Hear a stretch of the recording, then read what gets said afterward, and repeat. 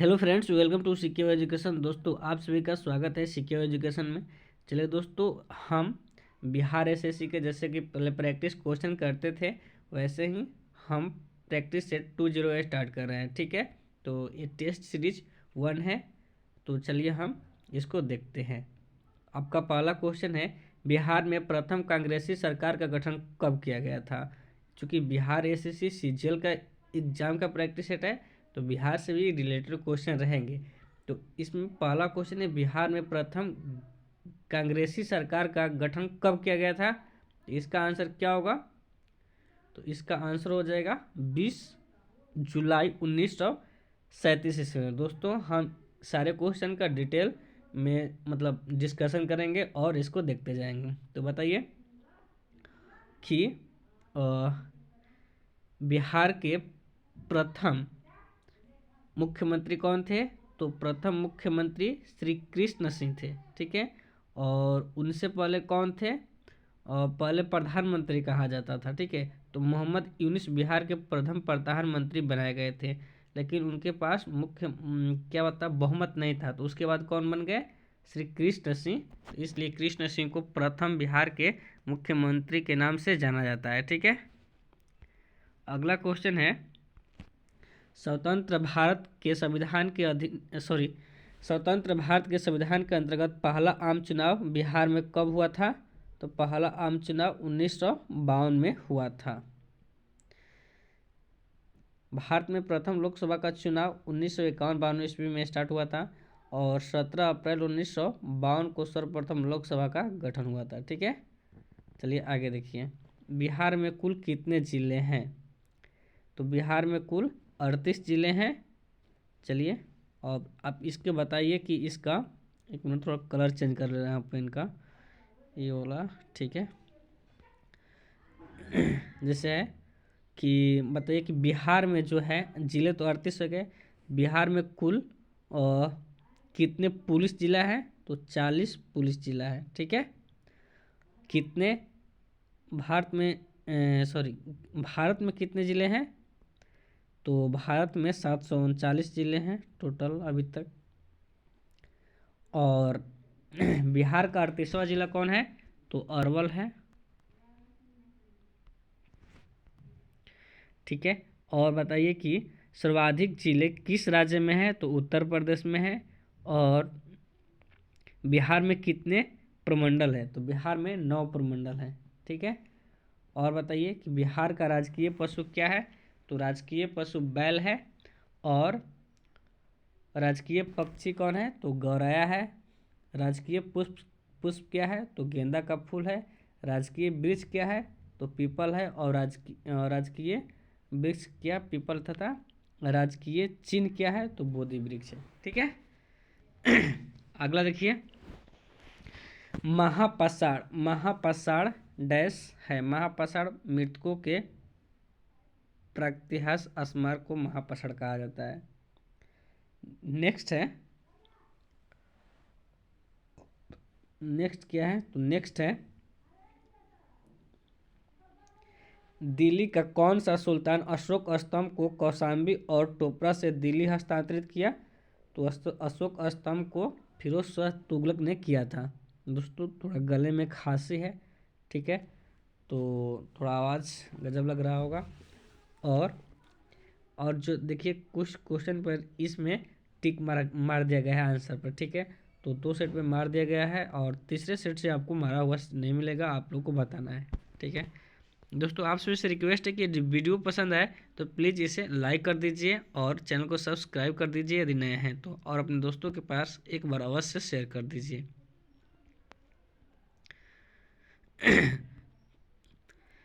तो ये था हमारा फिरोज शाह तुगलक। फिरोज शाह तुगलक ने ब्राह्मणों पर भी जजिया कर लगाया था। ठीक है, इन्होंने 1351 से 1388 तक शासन किया था। फिरोज शाह तुगलक ने तुष्टीकरण नीति अपनाया था। फिरोज शाह तुगलक दिल्ली का प्रथम सुल्तान था जिसने राज्य की आय का ब्यौरा तैयार करवाया था। ठीक है, चलिए बताइए कि निम्नलिखित घटनाओं को कालक्रम अनुसार व्यवस्थित कीजिए और नीचे दिए गए कोड का प्रयोग कीजिए। तो बताइए, सबसे पहले कौन सा घटना हुआ था? अमृतसर, चंपारण, चौरा चौरी, मोपला। तो सबसे पहले जो हुआ था चंपारण आंदोलन हुआ था। कब हुआ था? 1917 में। उसके बाद अमृतसर की घटना यानी इसे जलियांवाला बाग भी हत्याकांड कहते हैं, ये 1919 में हुआ था। ठीक है। उसके बाद मोपला विद्रोह 1921 में हुआ था। उसके बाद चौरा चौरी हुआ था कब? तो 1922 में हुआ था। ठीक है।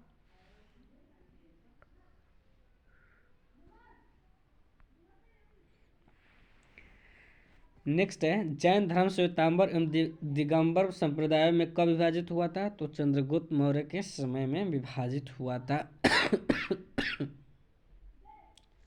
ठीक है। प्रसिद्ध रेशम मार्ग पर किस वंश के शासक का अधिकार था? प्रसिद्ध रेशम मार्ग पर किस वंश के शासकों का अधिकार था? तो इसका आंसर हो जाएगा कुषाण का। ठीक है। कुषाण वंश का अधिकार था।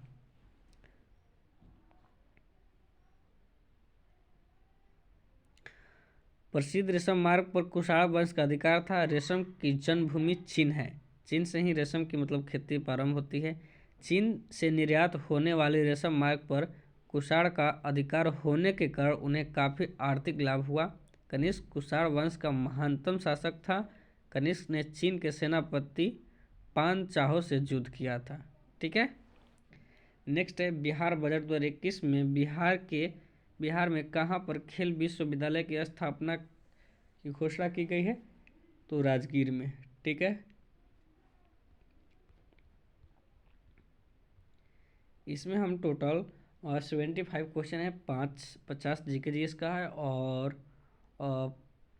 25 साइंस का है। ठीक है। तो इसमें हम देखेंगे क्वेश्चन 50 जीके जीएस का, साइंस का अलग से देखेंगे तो वीडियो लंबी हो जाएगी। ठीक है। मुबैयान नामक पद शैली के जन्मदाता बाबर के अपनी आत्मकथा तुझ ए बाबरी किस भाषा में लिखा था? तो तुर्की में लिखा था। निम्नलिखित में से किस गुफा में 11 सिरों के बोधिसत्व का अंकन मिलता है? तो इसका आंसर हो जाएगा कानेरी की गुफाएं में। ठीक है। सरदेशी मुखी की वसूली शिवाजी इसलिए करते थे क्योंकि वे महाराष्ट्र के पुश्तैनी सरदेश मुख थे। सरदेशी राजस्व का कितना भाग वसूला जाता था? तो 1/10। जो लोग मतलब शिवाजी को राजा मानते थे वो लोग टैक्स 1/10 देते थे। ठीक है। और जो लोग राजा नहीं मानते थे वहाँ से ये क्या करते थे? चौथ को वसूलते थे। ठीक है। मराठों एवं अहमद शाह अब्दाली के मध्य लड़े गए पानीपत के तृतीय युद्ध के समय पेशवा कौन था? तो बालाजी बाजीराव था। ठीक है। कृष्णा नदी पर स्थित श्रीशैलम बांध किस राज्य में स्थित है? तो आंध्र प्रदेश में है। ठीक है। आंध्र प्रदेश में। किस झील को बिहार का पहला एवं देश का 39वां रामसर साइट घोषित किया गया है? किस झील को बिहार का पहला एवं देश का 39वां रामसर साइट घोषित किया गया है? तो कांवर झील बेगूसराय को। निम्नलिखित में से किस राज्य के कुल सिंचित क्षेत्रों का अधिकतम प्रतिशत तालाब द्वारा संचित होता है?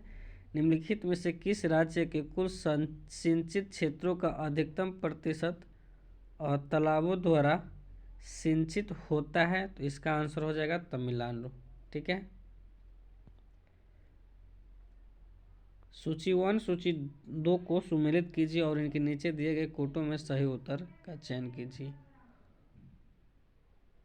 हंगुल कहाँ पाया जाता है? तो हंगुल और दाचिंगम यानी जम्मू कश्मीर में। बाघ कहाँ पाया जाता है? तो बाघ पाया जाता है हंगुल हो जाएगा दाचिंगम में। ठीक है। राइनोसरस कहाँ हो जाएगा? काजीरंगा में। भारतीय सिंह गुजरात में गिरवन में एंड बाघ सुंदरबन में। ठीक है। चलिए नेक्स्ट देखिए। नेक्स्ट है सतोपंत ग्लेशियर अवस्थित है। सतोपंत ग्लेशियर कहाँ स्थित है? तो ये स्थित है उत्तराखंड में। कहाँ है? उत्तराखंड में स्थित है। ठीक है। निम्नलिखित में से कौन सी संसदीय कार्य विधि भारत की देन है? शून्यकाल। ठीक है।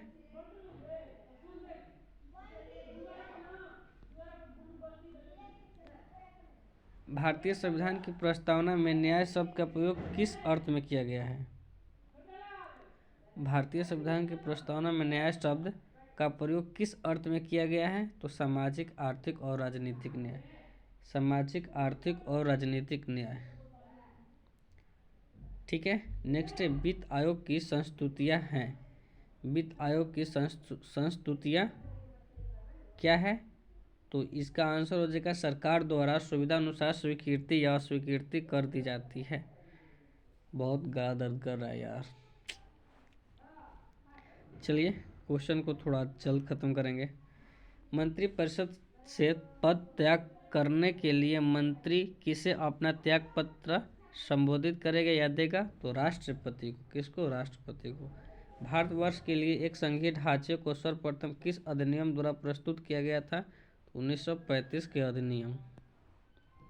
ठीक है। लोकसभा का 5 वर्ष का सामान्य कार्यकाल समाप्त होने से पहले इसे कौन भंग कर सकता है? तो राष्ट्रपति भंग कर सकता है। किसके सलाह पर? तो प्रधानमंत्री के सिफारिश या सलाह पर। ठीक है। कंपनी द्वारा लाभांश की घोषणा की जाती है। कंपनी द्वारा लाभांश की घोषणा की जाती है अधिकृत पूंजी पर। अधिकृत पूंजी पर। ठीक है। नेक्स्ट है निम्नलिखित अनुच्छेदों में से कौन एक राज्य सरकार को ग्राम पंचायतों को संगठित करने के लिए निर्देशित करता है? तो आर्टिकल 40। ठीक है। अगला है एग मार्क क्या है? अंडा उत्पादन हेतु एक सहकारी समिति है या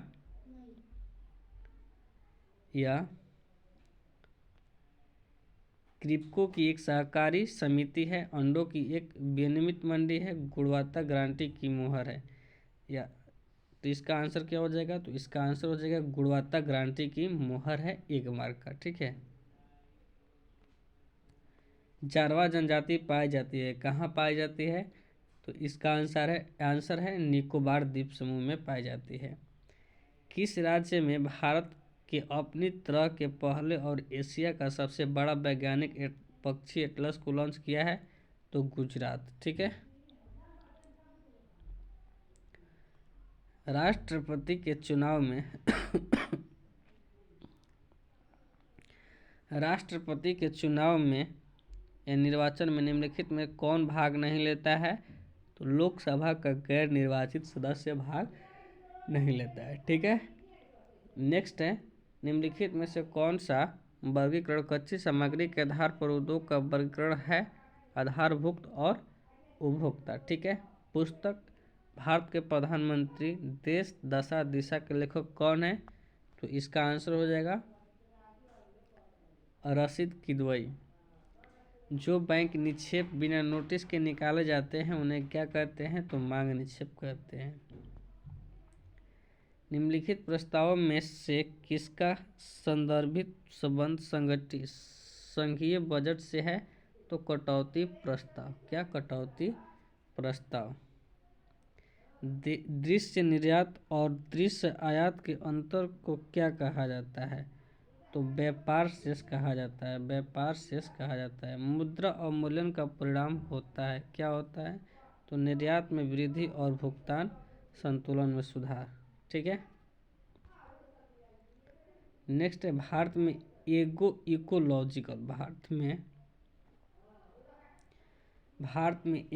इकोलॉजिकल जोन्स कृषि पारिस्थितिकीय क्षेत्रों की कुल संख्या कितनी है? तो 20 है। तिब्बत के पठार की समुद्र तल से औसत ऊंचाई कितनी है? तो लगभग 5 किलोमीटर है। ठीक है। भारत में निम्नलिखित कौन सी पर्वतीय श्रेणी केवल एक राज्य में फैली है? तो अजंता। ठीक है। अजंता की पहाड़ियाँ कहाँ है? तो ये है महाराष्ट्र में। पद्म भूषण सम्मान प्राप्त करने वाले भारत के पहले पैरा एथलीट कौन है? तो ये है, इसका आंसर हो जाएगा देवेंद्र झझड़िया। ठीक है। भारतीय उपमहाद्वीप पर ग्रीष्म ऋतु में उच्च ताप और निम्न दाब हिंद महासागर से भावों का आकर्षण करते हैं, जिसके कारण प्रवाहित होती है। तो क्या दक्षिणी पश्चिमी मानसून प्रवाहित होती है? दक्षिणी पश्चिमी मानसून प्रवाहित होती है। ठीक है। इसका डिस्कशन सुन लीजिए। भारतीय उपमहाद्वीप पर ग्रीष्म ऋतु में उच्च ताप और निम्न दाब हिंद महासागर से भाव का आकर्षण करते हैं, जिसके कारण दक्षिणी पश्चिमी मानसून प्रवाहित होती है। मई जून में गर्म हवा को लू कहते हैं, जो कि उत्तर भारत में बहती है। भारत में वर्षा मुख्यतः दक्षिण पश्चिम मानसून से होती है। भारत में मानसून अरब सागर से सर्वप्रथम प्रवेश करता है। लौटती मानसून को उत्तर पूर्व मानसून कहते हैं, जिससे तमिलनाडु में जाड़े के मौसम में वर्षा होती है। ठीक है। नेक्स्ट है, भारत के निम्नलिखित क्षेत्रों में कौन सा कपास का अधिकतम मात्रा में उत्पादन करता है? उत्तर पश्चिमी और पश्चिमी भारत। ठीक है। तो इसका डिटेल्स है, उत्तर पश्चिमी और पश्चिमी भारत कपास का अधिकतम मात्रा में उत्पादन करता है। गुजरात और महाराष्ट्र भारत के मुख्य कपास उत्पादक राज्य हैं। कपास की खेती काली मृदा में अधिक मात्रा में होती है। उत्तर प्रदेश में सबसे अधिक गाना ईख का उत्पादन होता है। चीनी का अधिकतम मिल महाराष्ट्र में है। एंड कपास की जन्मभूमि भारत को माना जाता है। कानपुर को उत्तर भारत का मैनचेस्टर कहा जाता है। ठीक है। नेक्स्ट है, अलमाटी बांध किस नदी पर है? तो अलमाटी बांध जो है कृष्ण नदी पर है। अलमाटी बांध परियोजना उत्तर कर्नाटक में कृष्ण नदी पर स्थित है। यह परियोजना 2005 में बनकर तैयार हुई थी। हीराकुंड बांध महानदी पर स्थित है। हनुमान बैराज कहाँ है? तो कोसी नदी पर। त्रिवेणी नहर गंडक से निकलती है और कोसी नदी को बिहार का सुख कहा जाता है। ठीक है।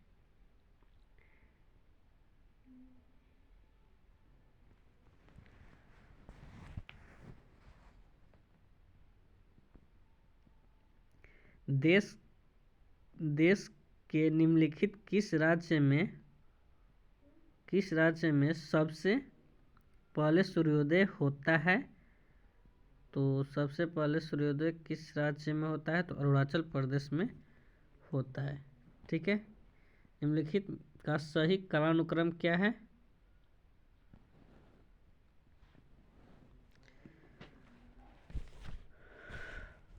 बताइए। तो इसका आंसर हो जाएगा 4213 यानी ताशकंद भारतीय सोवियत संघ संधि, उसके बाद शिमला समझौता, उसके बाद फरक्का समझौता। ताशकंद समझौता भारत और पाकिस्तान मध्य 10 जनवरी 1966 को हुआ था और भारत सोवियत संघ 9 अगस्त 1971 को हुआ था। कब? 9 अगस्त 1971।